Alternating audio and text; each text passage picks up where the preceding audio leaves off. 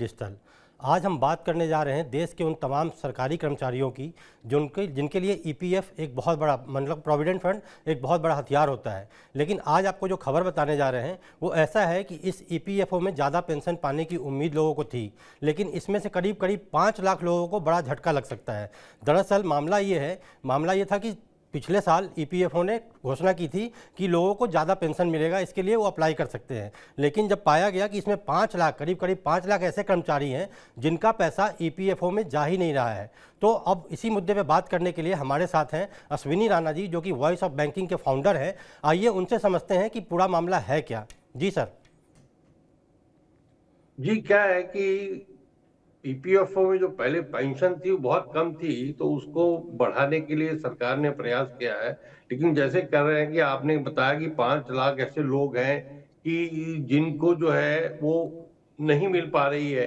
ये बहुत बार होता है। कई बार तो कर्मचारी अपनी जब जॉब चेंज करता है और नई संगठन में किसी कंपनी में जाता है, तो वहां पर जाकर उसका पैसा कटना उसका शुरू नहीं होता और वहां जाता नहीं। कई बार ये भी होता है कि उसका जो पिन नंबर है, जो यूएन नंबर है, वो भी ठीक नहीं होता, डिटेल कंपनी ठीक नहीं डालती। और कई बार ये देखा है कि एम्प्लॉयर ही जो है वो गड़बड़ करते हैं। एम्प्लॉयर पैसा तो काट लेते हैं उसका, लेकिन वो जमा नहीं करवाते। ऐसे एम्प्लॉयर पर समय समय पर ईपीएफओ और सरकार जो है वो उनके ऊपर एक्शन लेती रहती है।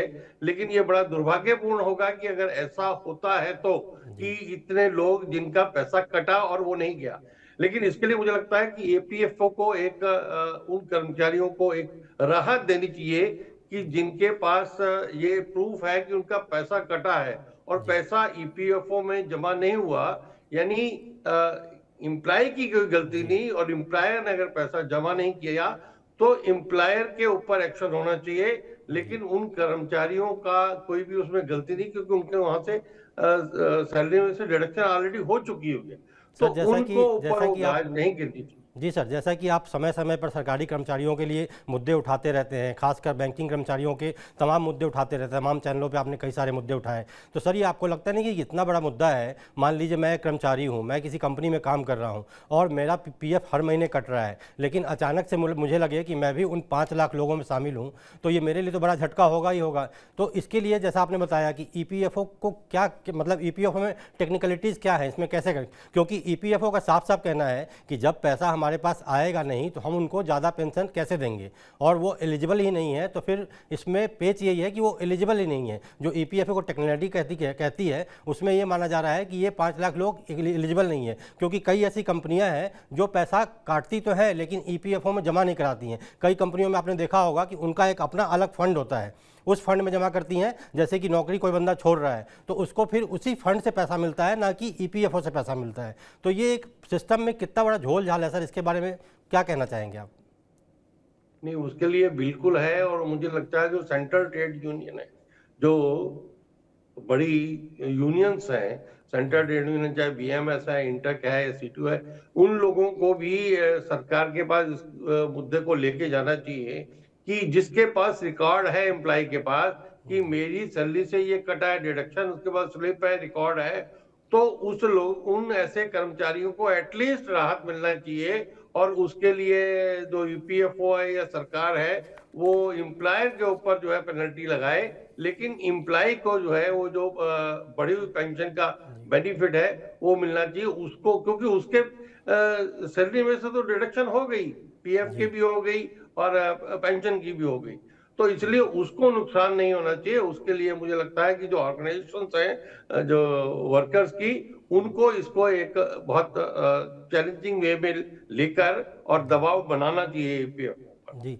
सर, मेरा दूसरा सवाल है, इसमें जो आंकड़े हैं वो काफ़ी चौंकाने वाले हैं। जैसा कि बताया गया कि ईपीएफओ नवंबर 2022 में आदेश दिया था ईपीएफओ ने अपने सब्सक्राइबर को कि ज़्यादा पेंशन का विकल्प कर्मचारियों को मुहैया कराया जाए। उसके बाद ईपीएफओ ने पैसा देना शुरू भी कर दिया। करीब करीब 1.65 लाख लोगों को पेमेंट ऑर्डर जल्द जारी होने की उम्मीद भी की जाने लगी। इसमें से 21,000 से ज़्यादा पेमेंट जो थे, जो अब तक रिलीज़ किए जा चुके हैं ईपीएफओ की तरफ से। लेकिन फिर ईपीएफओ ने जब डेटा खंगाला तो उसमें ये 5 लाख वाली बात आई।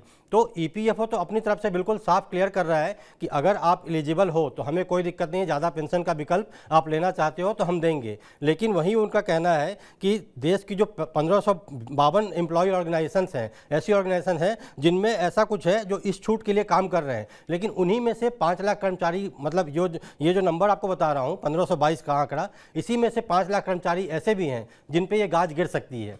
तो आपको नहीं लगता है कि एक बहुत बड़ी बात है ये? नहीं, वही मैं इसलिए कह रहा हूं कि वो बहुत बड़ी बात है। और ऐसे जो लोग जिनका पैसा ईपीएफओ के पास नहीं आया, ईपीएफओ को ऐसे कर्मचारियों को नोटिस भेजना चाहिए, उनको बताना चाहिए कि अगर आपका पैसा कटा है तो आप अपना प्रूफ दीजिए, ताकि जो है उस कर्मचारी का नुकसान ना हो और उसकी जो एम्प्लॉयर है उससे पैसा वसूले ईपीएफओ, क्योंकि एम्प्लॉयर ने पैसा काटा है लेकिन वो वहां पर उसने दिया नहीं है। या कई बार मैं कह रहा हूँ टेक्निकल गलती भी होती है कि गलत कोई डिटेल के कारण जो है ईपीएफओ नहीं पहुंचा, तो वो भी देखा जाए। यानी ऐसे एम्प्लॉइज को एक बार नोटिस ईपीएफओ को देना चाहिए कि आपका पैसा जो है इतना हमारे पास आया नहीं, इसलिए आप इसके लिए एलिजिबल नहीं है, लेकिन अगर आपका पैसा कटा है, आपकी डिडक्शन हुई है, तो आप अपना जो वो प्रूफ है वो हमें दीजिए, ताकि एम्प्लॉय के ऊपर वो जो है एम्प्लॉय को उस चीज का नुकसान ना हो। सर, एक मेरा सवाल इसी से जुड़ा हुआ और भी है। जैसे आपने बताया कि एम्प्लॉय को नोटिस भेजे, एम्प्लॉय को बताए, तो इसमें कंपनियों का दोष मुझे लग रहा है ज़्यादा नहीं है, क्योंकि अगर आपने ईपीएफओ के तहत पैसा जमा कर रहा है कोई कर्मचारी, उसका पीएफ कट रहा है, तो कई सारी कंपनियां जिन्होंने अपना एक फ़ंड बनाया हुआ है, बड़ी बड़ी कंपनियां भी उसमें शामिल हैं, तो ये कंपनियों का दायित्व तो नहीं है कि वो ईपीएफओ को खुद सूचित करें, या फिर ये फंड कैसे काम करता है, कुछ बता पाएंगे इसके बारे में? नहीं, बिल्कुल ऐसा है कि उस एम्प्लॉयर के ऊपर तो जो है एक केस जो है सरकार को ईपीएफओ को चलाना चाहिए। लेकिन क्या होता है कि बहुत सारे जो कॉन्ट्रैक्टर्स हैं, जो कॉन्ट्रैक्ट लेबर है, उनका पैसा भी कॉन्ट्रैक्टर क्या होता है काट लेता है। हम कई बार एम्प्लॉय से पूछते हैं जो कॉन्ट्रैक्ट पे काम करते हैं कि भाई आपको पैसा मिलता है, कोई गार्ड है मान लो वो एटीएम में काम कर रहा है, तो उसको भाई आपको कितनी सैलरी इतनी मिलती है, आपका पीएफ कटता है, आपके पास उसका रिकॉर्ड है। वो जो इस तरह के थर्ड पार्टी जो कॉन्ट्रैक्टर्स हैं, जो लेबर फोर्स जो सप्लाई करते हैं, वो ही गड़बड़ कर जाते हैं। वो जो सप्लाई करने वाले हैं और वो अपना उनका पैसा काट लेते हैं, लेकिन वहां जमा नहीं कराते। अब इसमें गलती तो सीधा सीधा उन कॉन्ट्रैक्टर की, उस एम्प्लॉयर की है, लेकिन बेचारा फंस जाता है एम्प्लॉय।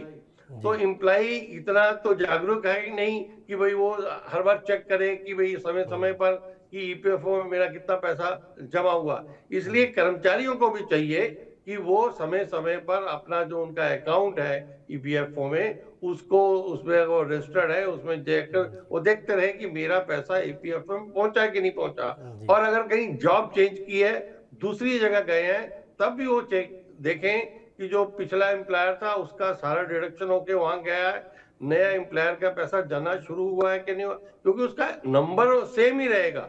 एम्प्लॉयर चेंज होगा लेकिन उसमें डिडक्शन उसके एम्प्लॉयर ने शुरू की है नहीं की, तो जागरूक जो है एम्प्लॉय को भी होना पड़ेगा, लेकिन पेनलाइज जो है एम्प्लॉयर को करना चाहिए, उसने अगर नहीं किया तो। जी सर, ऐसा है कि जैसे आपने बताया ईपीएफओ अब इतनी ट्रांसपेरेंट हो गई है, उसकी जो पोर्टल है उस पर आपको सब कुछ डिटेल मिल जाती है। आप अपना यूज़र आईडी पासवर्ड डालो, आप उसमें अपना पासबुक चेक कर सकते हो, आपका कहाँ से क्लेम रिजेक्ट हुआ है, कितना क्लेम आपने किया था, मतलब एक एक जानकारी इतनी ट्रांसपेरेंट हो चुकी है, क्योंकि ईपीएफओ एक बहुत बड़ी संस्था है और इसके तहत करीब 6 करोड़ से भी ज़्यादा कर्मचारी हैं जो इस सेवा का लाभ उठाते हैं। तो मैं तो यही कहूँगा कि आपने जैसा बताया कि लोगों को खुद भी जागरूक होना पड़ेगा और देखना पड़ेगा कि मेरा पैसा कट भी रहा है, नहीं कट रहा है, क्या हो रहा है। तो ऐसे में सर आप क्या कहेंगे एज ए एक्सपर्ट? आपको मैं अगर कहूं तो लोगों को जागरूक होने के लिए और क्या है? क्या वो ऑनलाइन की तरफ बढ़ें? जैसा आपने बताया कि एटीएम में काम करने वाला गार्ड वो ऑनलाइन नहीं चेक करता होगा, जहां तक मुझे लगता है। तो उन लोगों के लिए ईपीएफओ को, जैसे आरबीआई समय समय पर जागरूकता अभियान चलाती है, सेबी चलाती है, तो ईपीएफओ को भी इस तरह कुछ जागरूकता अभियान चलाना चाहिए।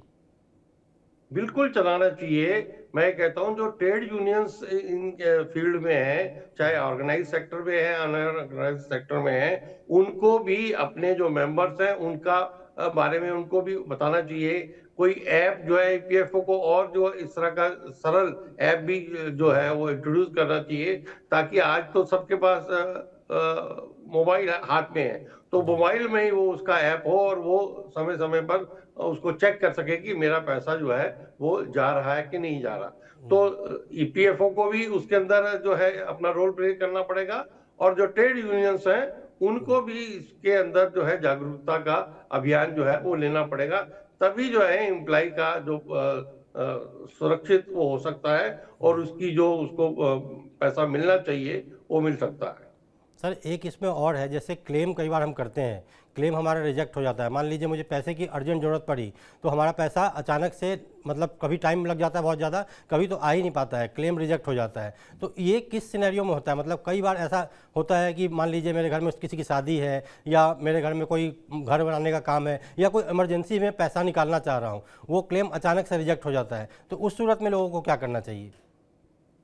वो क्या है कि जो उनकी रिक्वायरमेंट है, ईपीएफओ की जो लोन देने के लिए रिक्वायरमेंट है, वो अगर वो पूरी नहीं की गई है, वो फॉर्म को अगर ढंग से नहीं भरा गया है, और उसका जो उसका मंथली सब्सक्रिप्शन कटा हुआ पूरा नहीं है, ईपीएफओ, बिल्कुल आप सही कह रहे हैं कि अभी वो बहुत पारदर्शी हो गया है, लेकिन अभी भी बहुत सारे ऐसे लोगों का डाटा है कि जो ईपीएफओ ने अपना अपग्रेड नहीं किया है। ऐसे जो सेंट्रलाइज ईपीएफओ है वहां तक तो ठीक है, लेकिन जो स्टेट्स में है उनके अंदर अभी भी बहुत सारे समय समय पर लोगों के मुद्दे आते रहते हैं। अगर किसी की डेथ हो गई है तो उसको भी जो है क्लेम मिलने में बहुत सारा समय लग जाता है। तो उसके अंदर रोल जो है ईपीएफओ का भी है, स्टेट का भी है, और एम्प्लॉयर का भी है। तो यानी कहीं ना कहीं वो फॉल्ट हुआ है, जिसके कारण से उसका क्लेम जो है, चाहे वो लोन है, चाहे उसका डेथ के ऊपर है, या उसका रिटायरमेंट के किसी ऊपर भी है, तरह का वो क्लेम हो। क्लेम जो है वो फंस जाते हैं। जी सर, ये आपने बहुत अच्छी जानकारी बताई। इससे मुझे लगता है कि लोगों को ज़रूर मदद मिलेगी। और ईपीएफओ एक बड़ा मुद्दा है और हमेशा बना रहता है, क्योंकि सीधा सीधा नौकरी पेशा लोगों से जुड़ा हुआ है। क्योंकि आप, जैसे कि आपका मेहनत है, आपका पैसा है, आपने काम किया है, तब आपको प्रोविडेंट फंड मिल रहा है, और इसमें किसी तरह की गड़बड़ी ना हो, तो इन्हीं सब चीज़ों को जागरूक करने के लिए हम TV9 के माध्यम से समय समय पर लोगों को ऐसे जागरूक कराते रहते हैं। सर आपका समय देने के लिए बहुत धन्यवाद, बहुत बहुत धन्यवाद। नमस्कार। तो ये थे वॉइस ऑफ बैंकिंग के फाउंडर अश्विनी राणा जी, जिन्होंने बताया कि कैसे एक कर्मचारी खुद जागरूक होकर अपने मेहनत की कमाई का, अपने मेहनत के पैसों को अच्छी तरह बचा सकता है। जैसा अगर ये 5 लाख लोगों के साथ हो सकता है, तो ये आपके साथ भी हो सकता है। ऐसे में आपको ध्यान रखना पड़ेगा, समय समय पर जागरूक होना पड़ेगा। सरकार ने कई सारे ऐप डाले हुए हैं, ईपीएफओ वेबसाइट को बिल्कुल अपडेट रखा हुआ है। तो मेरी गुजारिश यही रहेगी TV9 के माध्यम से कि आप खुद जागरूक बने, तभी आपका पैसा सेफ रहेगा। नमस्कार, धन्यवाद।